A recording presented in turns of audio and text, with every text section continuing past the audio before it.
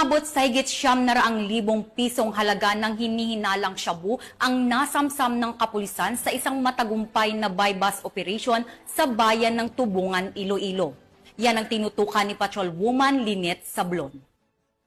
Isang high-value drug personality ang naaresto sa isang matagumpay na buy-bust operation kontra iligal na droga na isinagawa ng Regional Police Drug Enforcement Unit 6 sa pagkikipagtulungan ng Tubungan Municipal Police Station, PDEGSO OU6 at PDEU Iloilo Provincial Police Office sa Barangay Ingay, Sitio Lacadon, Tubungan, Iloilo. Dito lamang kadurugto ng Hunyo, taong kasalukuyan. Kinilala ang suspect na si Alex Gerald, 42 taong gulang, binata, at residente ng Sitio Lacadon, Tubungan, Iloilo.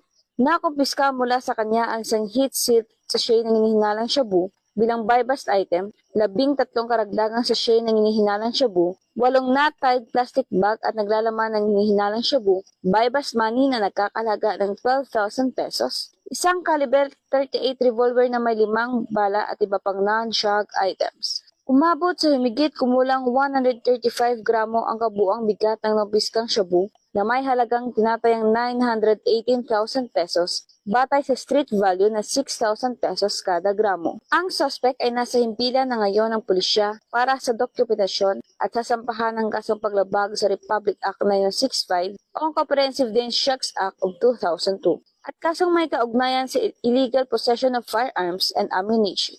Muling pinatunayan ng PNP na seryoso ito sa pagtugi sa mga sangkot sa iligal na droga bilang katuwang na mamamayan sa pagtaguyod ng isang ligtas, payapa at drug-free na komunidad. Mula rito sa Western Visayas, ako niyang PNN correspondent, Patrolwoman Lynette Sablon, alagad ng batas, tagataguyod ng Balitang Pulis.